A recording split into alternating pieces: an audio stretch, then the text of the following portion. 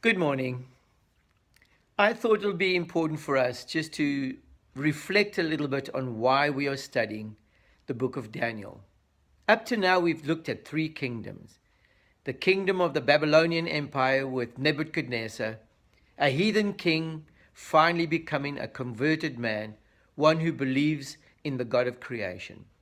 We find then ourselves in the kingdom of the Medes and Persians, and also as to what they did. And then we find ourselves in the Grecian Empire. Why are we looking at history?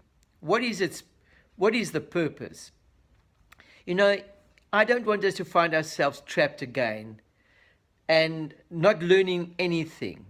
The fact that we have a Second World War means that we didn't learn anything from the First World War. And if that's the case, then that means we can expect more world wars. Now, in order for us to really understand what I'm trying to get at, I want to turn to Ecclesiastes chapter 3, and I'm going to be reading from verse 12 and 13 there. Solomon says, I know that there is nothing better for men than to be happy and to do good while they live. Did you see that, dear friends? He's not talking about past tense there. He's not talking about future tense. He's talking about while they live. He's talking about present tense.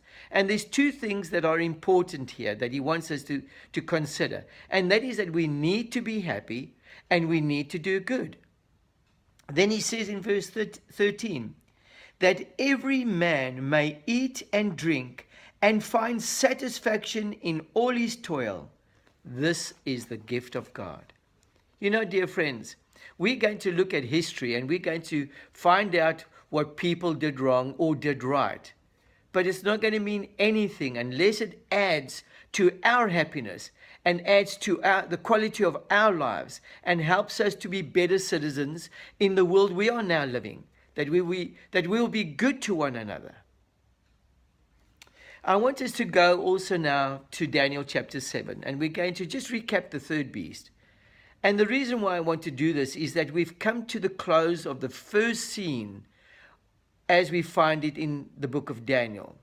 The third beast was the Grecian Empire. And there are two things I want us just to remember about them. First of all, that their culture and their thought was so in depth, so impressive that the future kingdoms were influenced by them. In actual fact, westernized culture finds its meaning based on Greek thought. And this was something that God allowed this Grecian Empire to have. Remember, and this is the second thing, that God gave the Grecian Empire this ability to have power, to have such an influence that future generations would be affected by it. But I also want you to remember that although God gives the power, He's not the one that abuses the power through people. That when He gives power to people, they can either do good or bad with it. For example, the splitting of the atom could help us to have electricity.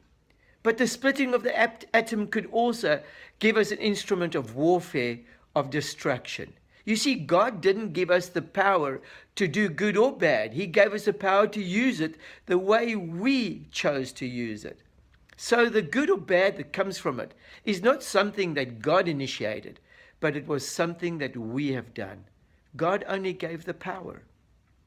Now let's get into Daniel chapter 7.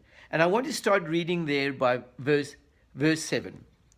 After that, in my vision at night, I looked, and there before me was a fourth beast. I want you just to pick up here that in Daniel chapter 7 verse 2, we found ourselves in the same phrase, same introduction. In my vision at night, I looked. So here we see that Daniel introduces us in chapter 7 to the second scene. Now something is happening here. And I want you to notice that up to now, he's told us that we've seen a lion, we've seen a bear, and we've seen a leopard. Notice what happens now.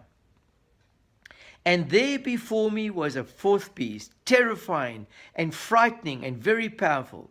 It had large iron teeth.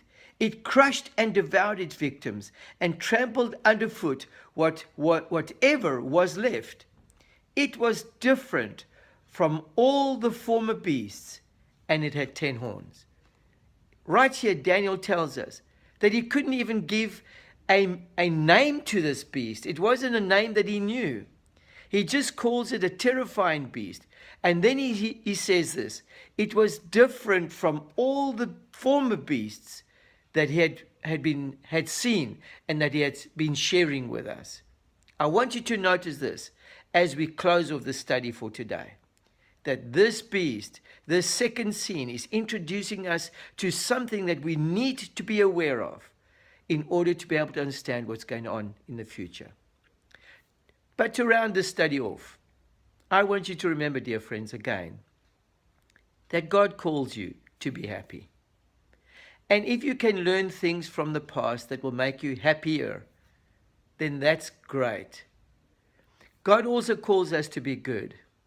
And if what we can learn from history is to learn the things that help us to live better lives now, then we've done well. May God help us to focus on the good things so that we can be happy and good citizens in the world that we are living in now.